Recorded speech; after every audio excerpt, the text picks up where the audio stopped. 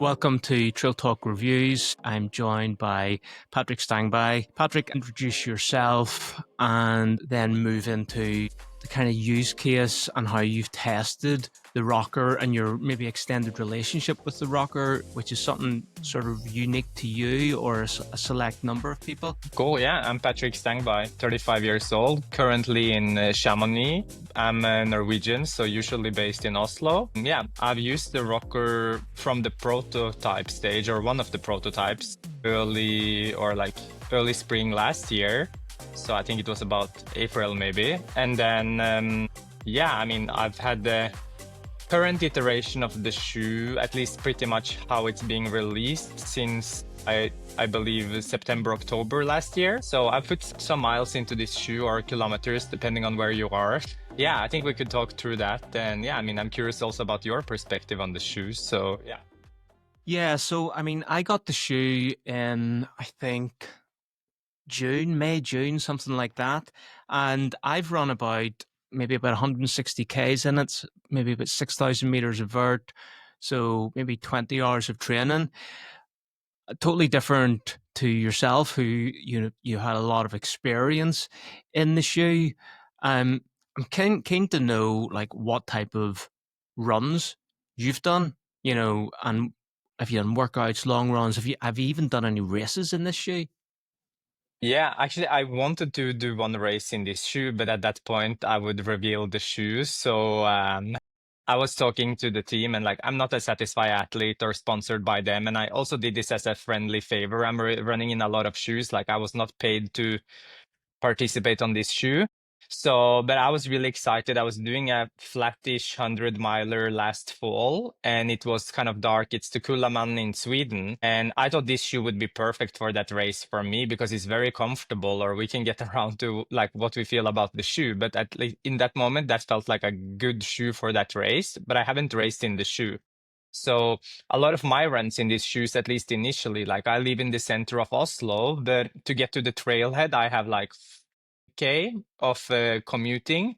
It's some uphill as well, this commuting, but I also run back home. So I really like a shoe that sometimes can do a bit of road to trail, but the trails are again quite technical. They're not very steep in Oslo. They're like rolling hills, but they're very much full of roots and rocks. So I need something that is fairly stable.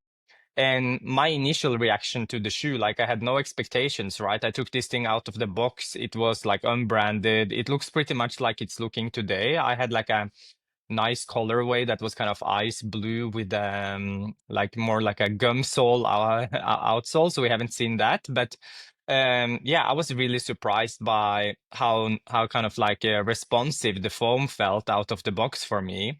But also I had no expectations. So I just remember my first run in the shoe was about a 20K mixed run, some road, some trail. And I did some uphill repeats of the ski hill we have in Oslo. And I was super excited. And after, and I just texted them back and said, this is just a first reaction. There's probably a lot of things to go into here, but you're at a good spot so far. Yeah, this seems interesting. And also it seems fun. I think that was maybe my initial reaction, that it's a fun shoe. And then we can get into what that means, or if you agree. But for me, it's pretty fun. That's my kind of starting point. Yeah, so the use case of the shoe, as Satisfy would say, is it's a gateway trail shoe to attract road runners into trail running. Whenever I read that, I was a little bit surprised by it. I didn't think, oh, that's the type of shoe that they're aiming to make. I had read that after I had run in the shoe several times, to be fair. And my first impression of the shoe was that I loved the feel of the foam. I thought it was a comfortable shoe. I thought it fitted well. And I too was pretty excited and thought, okay, now I need to have a selection of different runs to see where it sort of excels. And all of my runs have been on kind of road to trail, city trails. A lot of the stuff around Sydney, it's kind of rooty, and it's very, very hilly in Sydney, and a lot of the hills are based because it's quite cliffish. There's a lot of cliffs, and you get forest parks on the side of cliffs. So the steep and rooty and tends to be quite sandy. and it's performed really well on that. Um, I took it up into the Blue Mountains a couple of times, and I did what was essentially a 50K effort. It was about 46, 47 Ks, 2,200 meters of vert. It was about 6 hour run with some efforts on the hills and then, just chilling on the downhills. And first impressions on that long run were that it really descended well. As in, I thought the foam, when I was coming down like long descents, I was thinking, oh, I think this would really suit long distance, because Yes. maybe if you're attacking the downhill, I'm not sure it would feel just the same. But coming downhill where I was kind of easing back, maybe doing a bit more heel striking as you might late on in an ultra, it certainly felt like a natural bounce to it without being too squishy. Yeah, What did you? I think I would agree with this sentiment, right? I mean, I even had here in Chamonix, like, of course, here you usually run like a climb and then you run down again. So you get like a longer downhill. And I would say the same. And even like here, running in some trails that are more loose or a bit similar to kind of scree, even without, I mean, a bit more technical. I found the shoe, like, of course, the foam very comfortable downhill, but I also found the shoe stable and grippy enough to deal with those kind of conditions. So even if I didn't actually know, I mean, it kind of feeds into the story that I said I live in the city and run out to the trail, but I didn't even know that that was kind of the purpose. So I didn't read that pitch. So, but at least that feeds into the same. But I feel that it's so comfortable. Like I feel secure and comfortable in this shoe. So that's my athletic take. And then I say the fun part maybe comes from the foam, because I think now in general as well, these foams are getting quite normal, right? If I'm correct, it's a PIBA EVA, like critical EVA mix. So it's a Yeah, blend. Yeah. yeah, And then early on, there was a lot of talk about the density, and I see even the density is mentioned on the shoes. So the midsole density is like C, and that might not say a lot to everyone out there, because I think a lot of brands want to keep it a secret, the density of their PIBA. But I also tested several versions of density, and there was some agreement and some disagreement about what direction to go. But I'm very happy on a personal level that it landed where it is, because it feels like quite responsive. So some people might like a firmer foam. And I think that's maybe also when we get into talking about like racing or how like the kind of applications of the shoe, where some people might differ. But I think that if you want a comfortable trail run, you want to feel still like you have a fairly stable shoe, you have you have a good foam, and you have a kind of industry standard grip. I'm not sure, we didn't talk so much about the grip, but I also ran in, you said you had some sandy conditions. I had everything from dry to wet, and I had even like some trail runs last fall in Oslo where sadly my trail looked more like a river. And so and it was a long run. I'm not sure how pleasant it was, but I'm used to doing that. And it's like doing 2K of a river run can be a bit challenging, but I never felt that I was missing something in terms of the grip on this shoe. yeah. That is one thing that I was going to mention. I have run in all conditions, but nothing wet. Mm. And so I have a question mark on the shoe on, like, they do say in some of the literature that, like, I'll read this out, it performs across mixed terrain from urban concrete to alpine ridgelines and muddy forest trails. Quite the line. How does it perform in wet conditions? And also, what's the drainage like on the shoe? Yeah, I think like drainage is pretty good, I would say. I mean, we haven't now. Then we touch into this kind of upper, which is like a mono mesh material, and yeah, it's quite like, yeah. We can go back to the grip, because if we touch on the upper after, maybe like there's some also things to say there where I think people might differ a bit, but yeah, I felt they were really good also in the wet terrain. I mean, it's that standard, or of course, the lug shape is unique to Satisfy, which is coming from that RC car reference, but I think there is a traditional Vibra Mega grip, right? So if people or most people are maybe familiar with that grip, if they're already a trail runner and have used several shoes. So I would say that that's a good standard in general in the industry. And then there are maybe some super small brands like VJ, which has like incredible grip. But then their shoes don't fit everyone, but their grip is great. And then there are other brands not using Vibram that have maybe grips that are not as good as Vibram. So I think it's like people are usually super happy to have a shoe with the Vibram Mega Grip. At least that's my take from all the trail runners I know, that it's kind of like a benchmark or an industry standard. So I very much feel that the Satisfy shoe delivers to that standard in terms of grip in every kind of condition. And then if you need something super specific, then you need to go very specific. But then you also sacrifice a lot. I mean, anytime you would need a shoe with really long lugs for muddy fall conditions, I never found a shoe like that I found very stable or that is possible to even almost use on a gravel road. So I would say that this is a super good all-arounder in terms of the grip.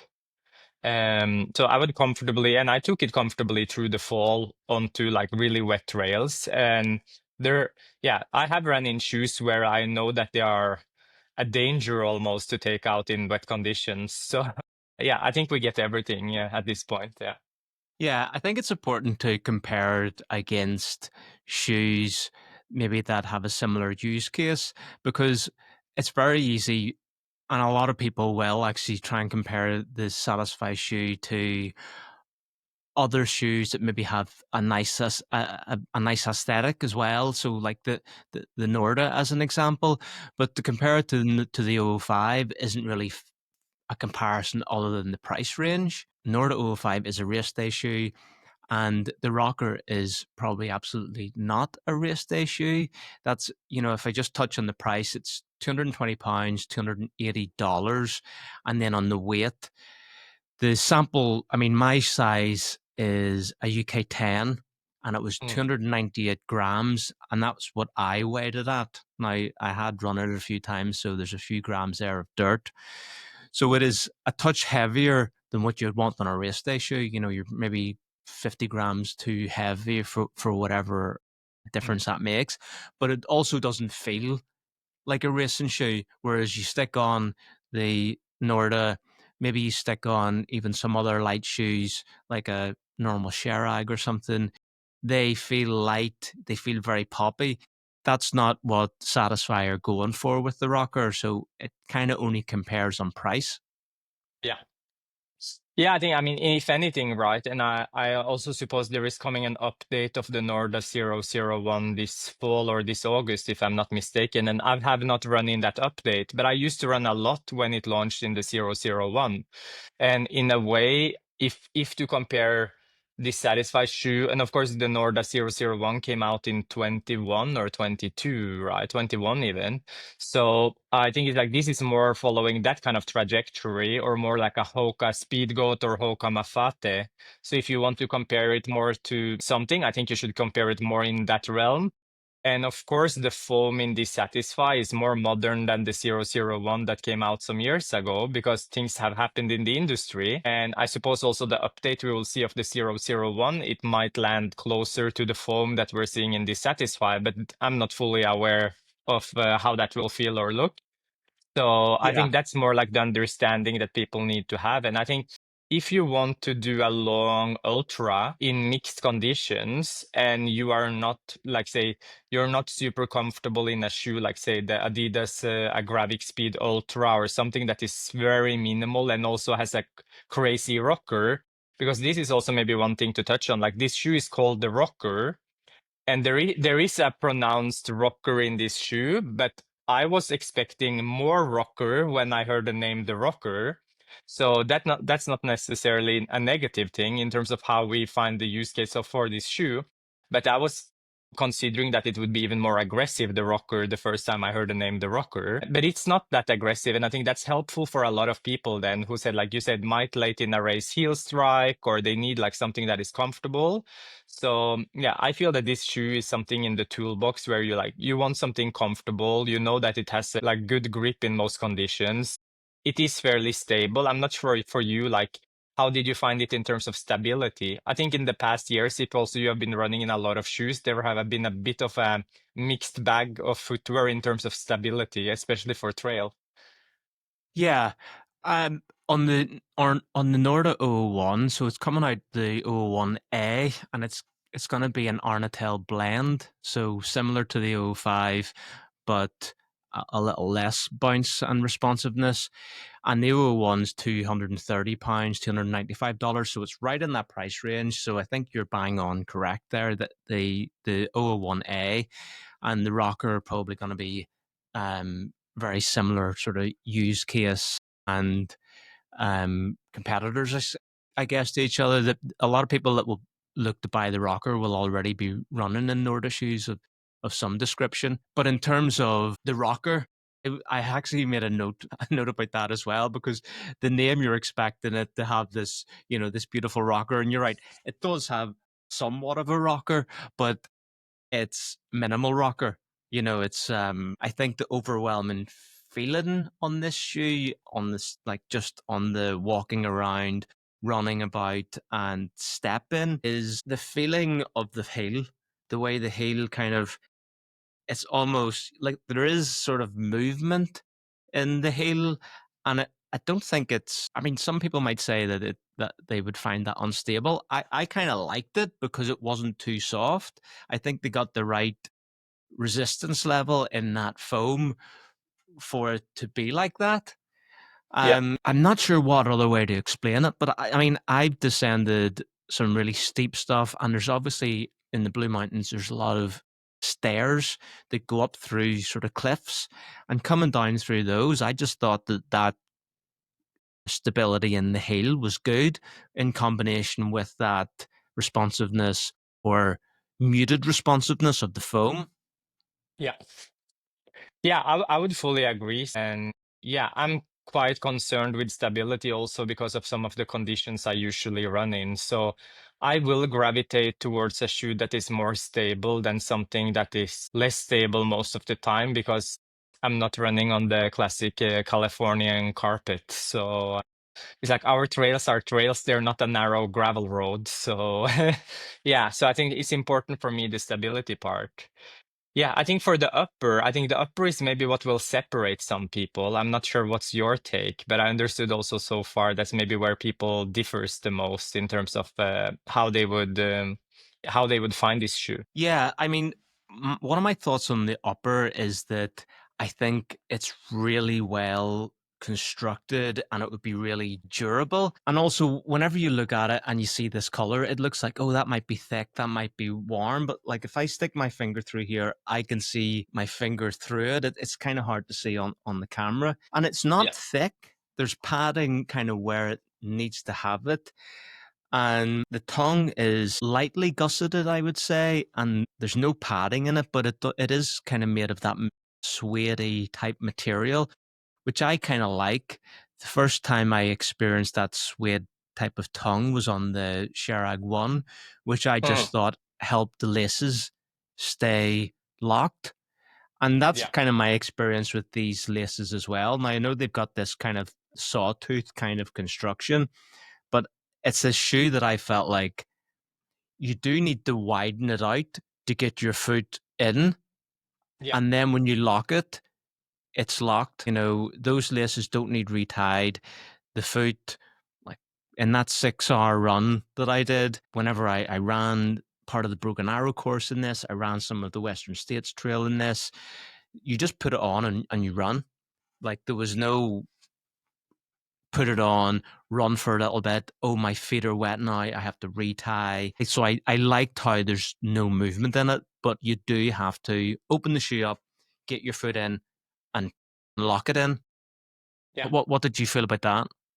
Yeah, it's the same for me. I mean, I think my foot is on the kind of like completely medium size. So I don't really have a narrow foot, but I also don't really have a wide foot. And yeah, for me, this shoe was quite comfortable initially. Like you said, it's like it takes some work to get into maybe, but then when you're inside and you're like lacing it up correctly, I found that like the kind of lock in or the feel was very good.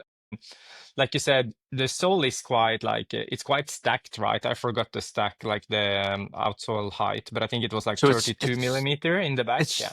it's 32.27 for 5 mil drop. Yeah. So it's like it's still quite like a taller shoe, at least in the trail space. Now a lot of things are in this direction, but I thought like the upper is quite minimal considering it's sitting on top of this platform. So I was like, how will this feel? But like you said, it's very high quality materials. Like there are some padding on the side of the heel and on the back of the heel. So at least me, I felt quite comfortable and secure. And then when you have the lock-in, it's good and the laces stay in place with those sawtooths, as you say. So I felt that it was good, but it's also still a quite minimal feeling in a way in the upper, I would say. So because of this really lightweight mono mesh and the kind of sensation. So that maybe takes some getting used to for some people that the upper has that kind of sensation or feeling. And it doesn't also provide a lot of stretch, right? So I think it's important that you lace it up in the correct way or that the shoe also fits your foot. So, but the toe box is also quite wide. So I think it's a shoe that can be accommodating for a lot of people. Yeah, at least that's my perspective because I also prefer today at least a wider toe box. But I really appreciated and enjoyed that the heel is still quite locked in. Because if you just get in general a wide shoe, you can feel some kind of that it's unstable as well because of that. Yeah, so the platform that it's on, it has a D platform at the rear and then an E, which is slightly wider at the front.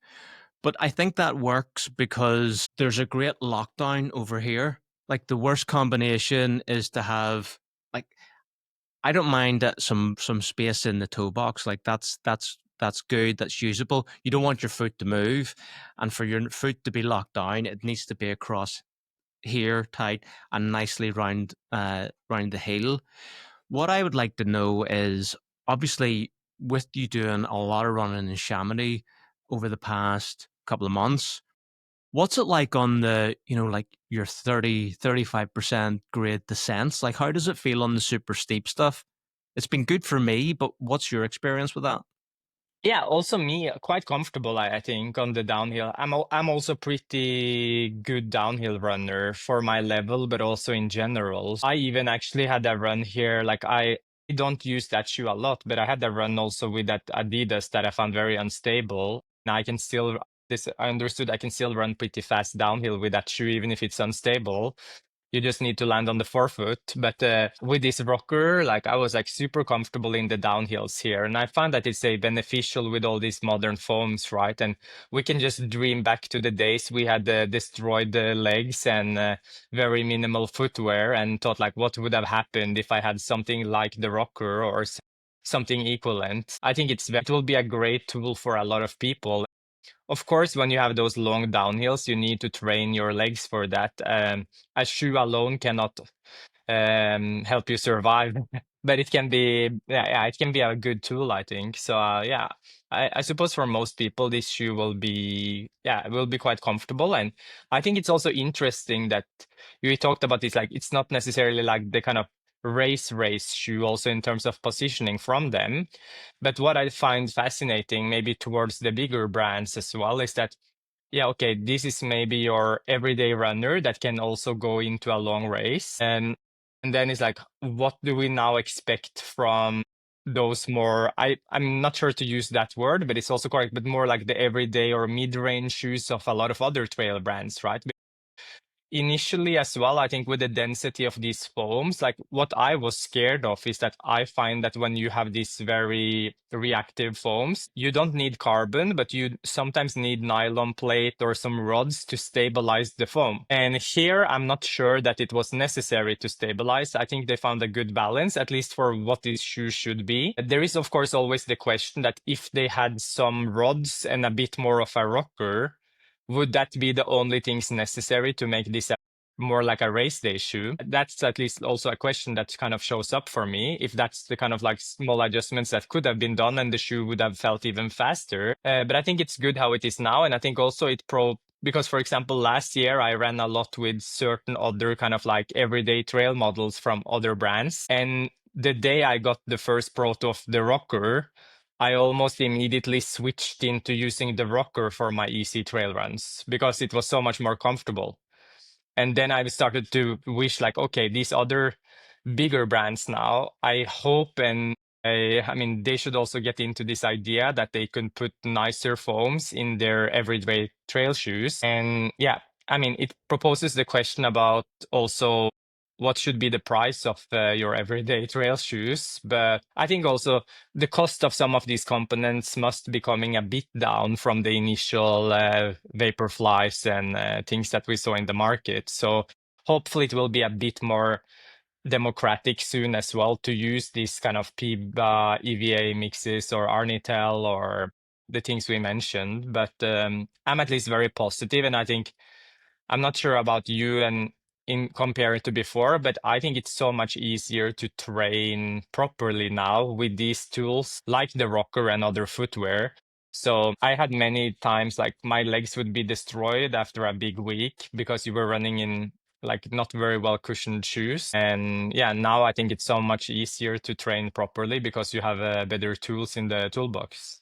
Yeah, I mean, I absolutely reach for the super foams more now on trying to baby the legs or help the legs recover. And then I'll strategically use, like, I would run a lot of hill reps using the Merrell Skyfire 2. I mean, it's such a small shoe, it's light, you're just focusing on uphill, but you couldn't be descending every day in that shoe. But whenever you've gone 1,000, 1,200 meters up and you need to come down on it, you certainly.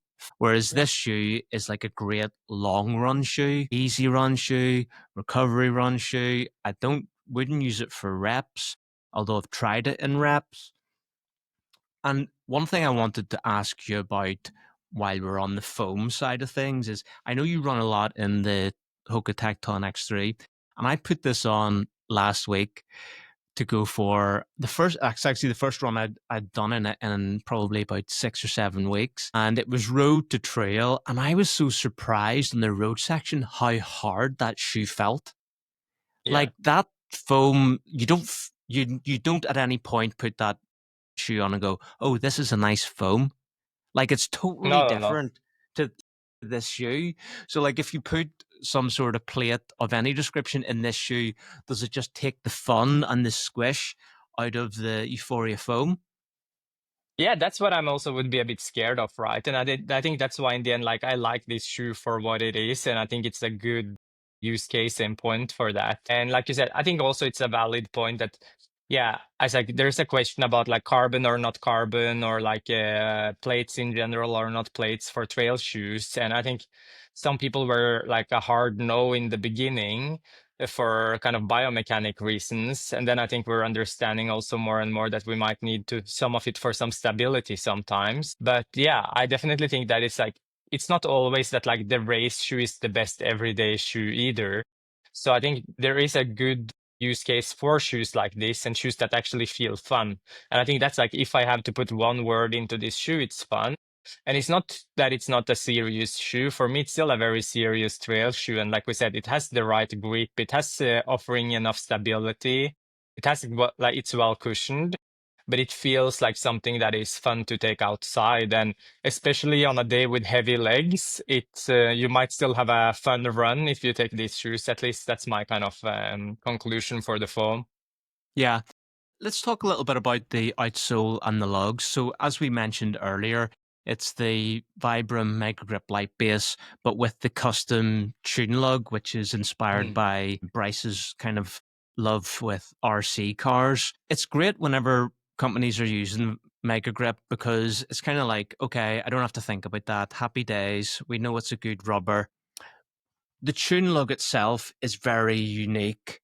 You know, there's a great spread of them on the outsole, but they're round. We've never seen that before. They're also mm, flat. We don't really see that either. Flat and smooth. It certainly helps it run on the road. Like mm, I think that just helps it run on the road. What I would say, like, think that pattern might only work because there's still some stiffness in that foam. Like if I think about whenever I run in the Norda 005 on the road, that foam is so soft that the actual foam between the lugs pushes mm. down and scuffs the tarmac. So you don't Yeah, essentially wear down the lug, you wear down the rubber between the lug. That doesn't yeah. happen in this. What are your thoughts on the TuneLug. Yeah, right. I'm actually, this was maybe my biggest concern when I put on the shoe, because also what you might see that when you see the shoe from a top view is that almost, maybe it's actually not completely the case, but I felt at least, and you see from the bottom, that some of the lugs are even extending outside of the sole. So I was scared that that would like that would be kind of scary with some rocks, or that was my kind of initial reaction. That never happened. So I think that was like not something I should have been scared of, but that was also something a bit unusual, right? Because usually the lug starts under the kind of like inside the kind of shape of the sole. So yeah, I think like the lug shape is good, and it's a lot of lugs as well. I find today sometimes, and it's maybe also because of weight savings on a lot of shoes, that there are not enough lugs. People have really minimized the amount of lugs on a shoe.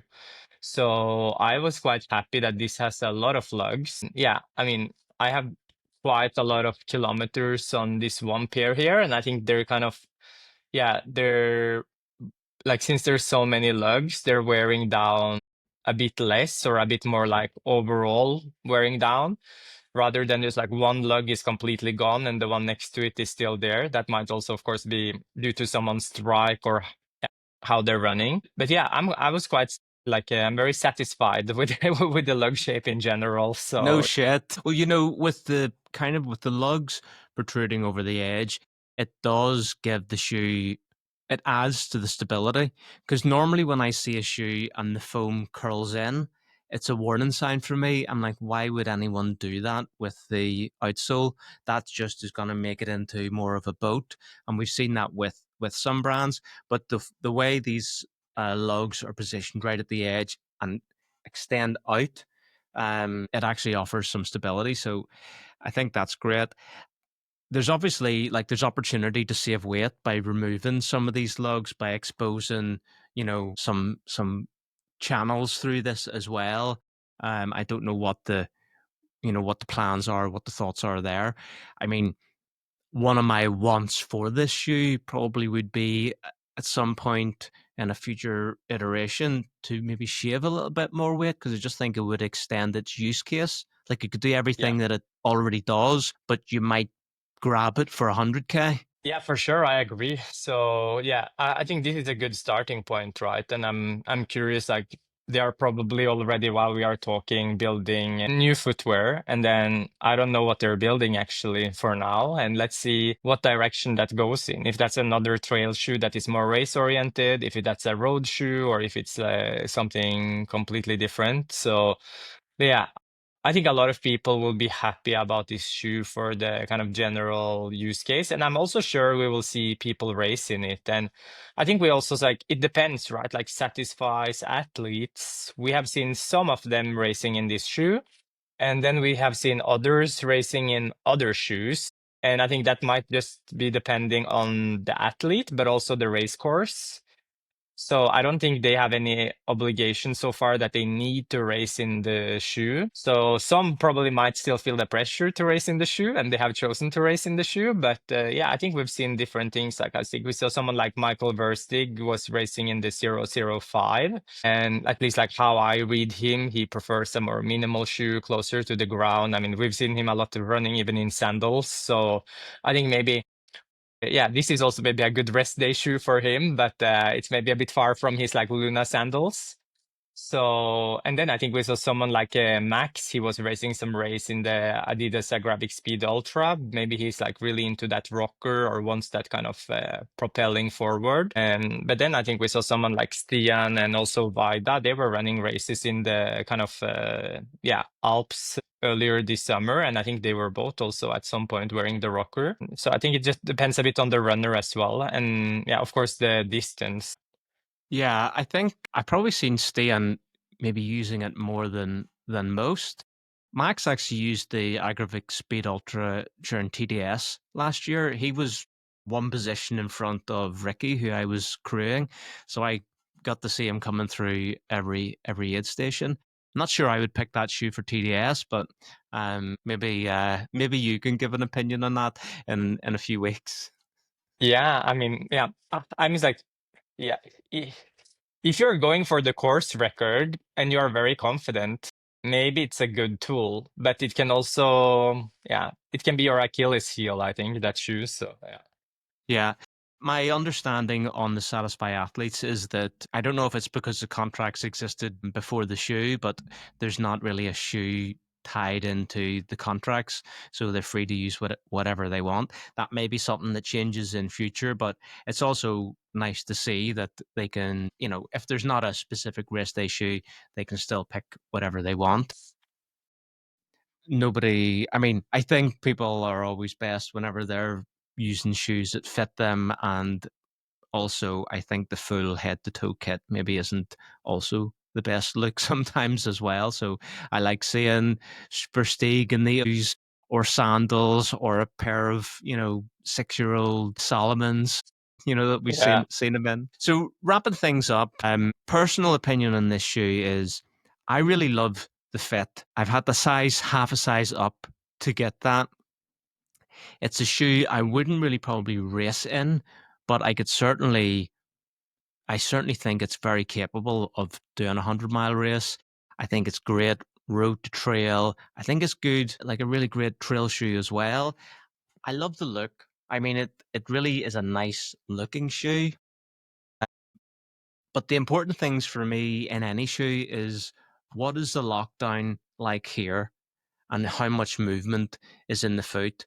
And it ticks the boxes for me. Like this gives me confidence whenever I'm descending, running trails. I didn't trip. Anytime I put this on, I've not tripped. I've not had any stumbles. I've not had, anything negative happen. So it gets a good vote from me. What about yourself? Yeah, I feel pretty much the same. I'm very close, and like I'm also fortunate that I'm testing or trying quite a bit of shoes, not as much as someone who is a reviewer and does it professionally. But I'm also always considering, like I say, I didn't pay for these shoes, but I'm also always considering for myself, would I pay for these shoes and would they be included into my kind of daily or like weekly rotation? And it's like, yeah, I have a lot of shoes at home and maybe not as many as you do in the back, but I'm also giving away quite a bit. But I also have, it's not so far off what you're having in the back. And I brought with me maybe still maybe 10 pairs of shoes to go here for 2 months. And I brought this shoe. So I think that's also saying something. Then it's like, okay, I chose to bring this shoe because I also really enjoy this shoe. Of course, I have brought other stuff that I might prefer to race in certain distances or that fits a very specific use case. But yeah, this is a very good everyday trail shoe. And like you said, it works for also kind of road to trail. And like I said, I also consider to use them in a long 100-miler if it's like certain conditions and you're maybe not considering that I mean, we also always noted that people fade towards the end, right? So it might be very good to have like a super fast shoe for the first 80K, but then after you might regret taking that fast shoe because your stride is a bit different. So I think for a lot of people, this shoe will be a very comfortable choice also for their racing. If they're more like and I think it's like you can be fast and race in this shoe, but also if you know that you're more towards the mid pack or this might be a safer choice than some of the things that are made for very specific athletes. Yeah. Yeah, I would definitely buy this shoe. And I think people, like you said, also with the look, it's a cool shoe. I think one thing we didn't touch upon, which I think is really beautiful, and it's because I'm sitting also with the shoe upside down, is how I mean, they said they use these like aluminum molds and they could get some more detailing, but it's how the midsole meets the outsole, this kind of like, how they're meeting there. I think it's like looks very well constructed or made, right? So I think it's also a beautiful shoe in terms of, like we said, the upper material and how things come together. And knowing Satisfy, that's something they probably worked on and coming from their apparel with their detailing. With this also like one thing that actually maybe annoyed me, it's the last thing. So maybe it's like this heel puller, it's off center.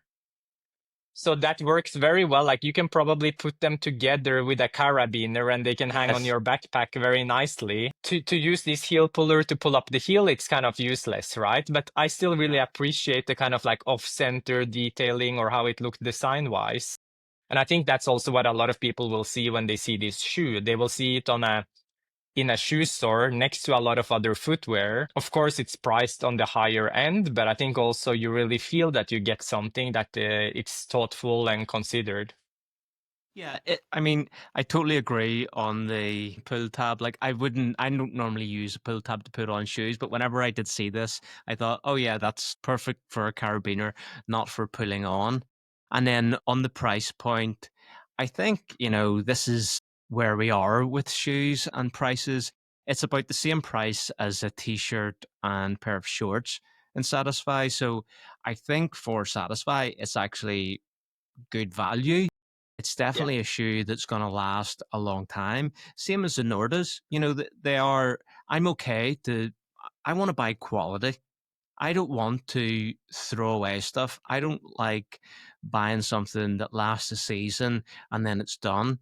So if this shoe with this upper and this construction is built to last, and maybe all I have to do is think about a Vibram resole, which is always very possible, then I'm happy with that at 220 pounds. So I think in that respect, it's good value. Same with the Nordas. I've several pairs of Nordas, but I'm like, I don't need any more because they last, and I just resold them. Yeah. So Yeah, I all think right. this is yeah, that's where we are, right? And I think that's good that we arrived at a point as well where yeah, it's okay to put more quality ingredients into the product. It was due to be released in July. I think that's now been pushed. I would expect that maybe we could get something after UTMB. There's also a limited edition greenish, limeish green colorway, which I'm expected to see at UTMB. And I'm I'm a total cliche. I'm Irish, and I kind of love anything green. So if I can get my hands on the green pair at UTMB, I will be paying for them. Believe me. So I'm if you've sure got any we will questions, see you walking around with the green person. I might just keep them clean. But yeah, if any of the viewers have questions about the rocker, stick it in the comments. I'll try and get back to you.